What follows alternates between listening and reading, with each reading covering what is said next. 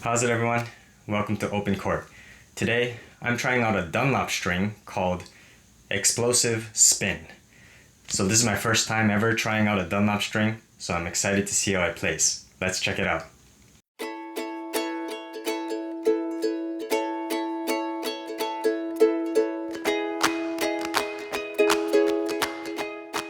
So what do I know about Dunlop? Well, they make really good sports tires. But as far as tennis goes, to be honest, I don't know too much about their tennis gear. But if we take a look at the Explosive Spin's cross section here, you can see that it's hexagonal, so there are 6 sides, but the edges are smoother, they're rounder than what you'd see on, for example, a Solinco Tour bike that has really defined sharp edges. So the advantage you get from having a rounder string is that they will slide on each other a little better for better snapback, and therefore you'll get a little bit more spin.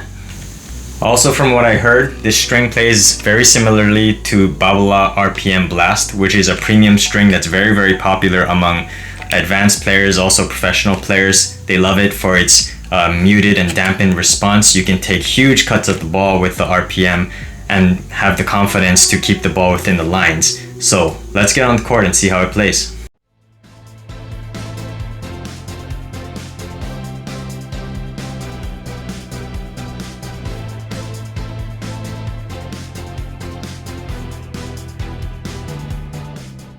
Alright, so I'm on court here with the Dunlop Explosive Spin. I got it strung up in my CX200 Dunlop, and I have it at 52 in the mains and 50 in the crosses.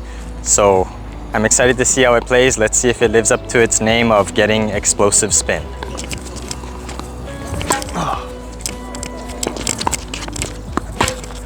Alright, so from what I've heard about this string, I heard it plays similar to RPM Blast in the sense that it's very muted and dampened, and I can already feel that. I'm playing without a dampener on to try and test out the vibration, and I barely feel anything. Yeah. Whoa. Yeah, I definitely have to take a bigger cut at the ball to get it over the net with this racket. Excuse me, with this string, because it's so dead. But a lot of advanced players like that because they can take big swings at the ball and keep it in the court.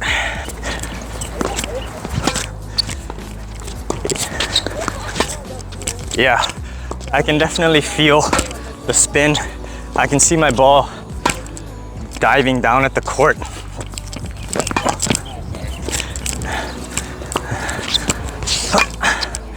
Oh yeah. It's actually fairly responsive for a deader playing string. I think a lot of players who are used to using RPM Blast might like this.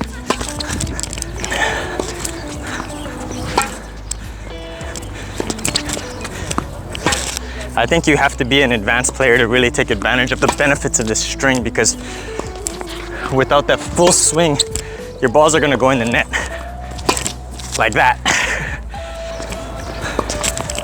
Well, the problem with RPM Blast is that it's a fairly stiff string, but I feel like this string is definitely softer right off the bat, and it'll probably only get softer as it settles into the racket.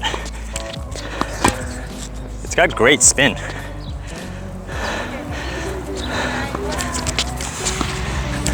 I don't feel any uncomfortable sensations on my arm.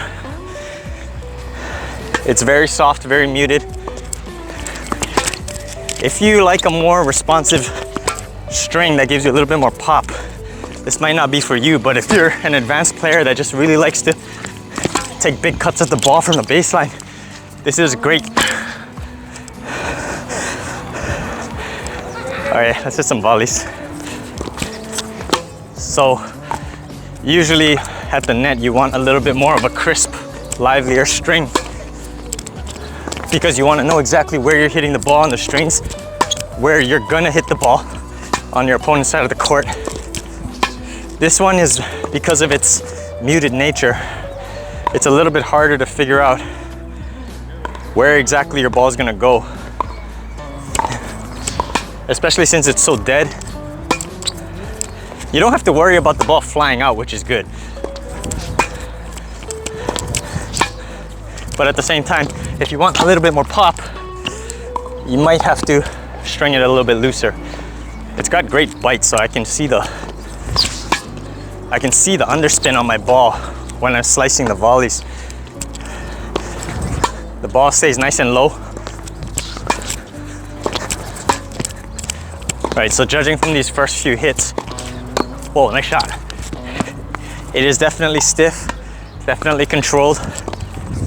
I think that's good if you want to take a big cut at the ball when you're at the baseline, but when you're at the net, when you need to kind of just put the ball in front of you, it's a little bit harder to generate power. You got to push it a little bit more. But at the same time, because it's so dead, and also because of its shape, I can really feel the underspin on that slice. Even when I'm hitting a reflex volley down at my feet and I'm lifting up, I don't have to worry that much about the ball sailing long because it's so dead. Yeah. Again, if you like RPM Blast, I think this would be good for you. I prefer something with a little bit more response, a little bit more lively pop. But on those punch volleys, if you get the ball in front of you, it's very easy to redirect your opponent's pace back at them, hitting a low biting volley. So after playing with the Dunlop explosive spin for about a week, I came to the conclusion that the comparisons to Babolat RPM Blast were definitely warranted. These strings feel very, very similar.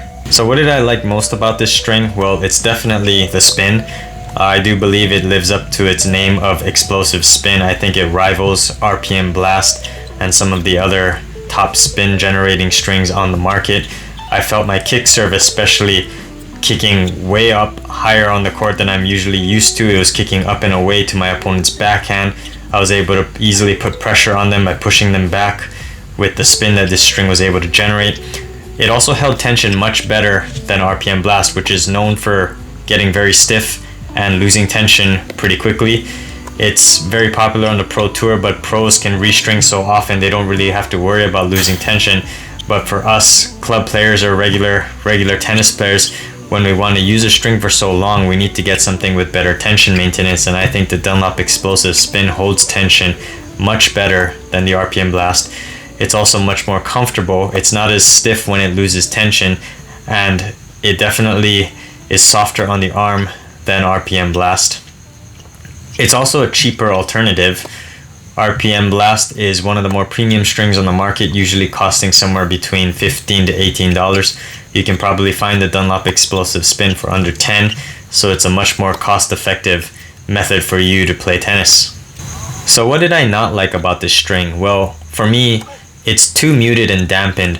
Again, this string is supposed to replicate the feel of Babolat RPM Blast. They're both very muted strings, which is good for ground strokes hitters who like to just blast the ball from the baseline, because the more muted and dampened the string is, the more likely the ball is going to stay in the court. It's not going to fly too long. These are very low-powered strings. That's the point of these types of strings. It doesn't offer much free power because the onus is on the player to be able to generate their own power by having really good racket head acceleration, big swings from the baseline. I like a string that gives me a little bit more free power, because although I do have that full swing, I don't have as much extension as somebody who's taller than me, so I want a string that's going to help me out a little bit with more power. And also the biggest con for me is that there's not enough responsiveness for me on the touch shots. I'm a serve and volleyer. I like to come up to the net. Most volleyers or net players like to have a string that's a little bit more responsive to give them the touch that they want at the net, to be able to place the angle volleys, be able to hit drop shots, drop volleys, place the ball where they want to, and be able to finish off the point at the net. This string, I had a very, very hard time hitting those touch shots and the drop shots that I wanted. I felt a lot of drop shots were just going into the net, or my angle volleys were just going long. I couldn't find predictability at the net that I would that I'm looking for with a more responsive string.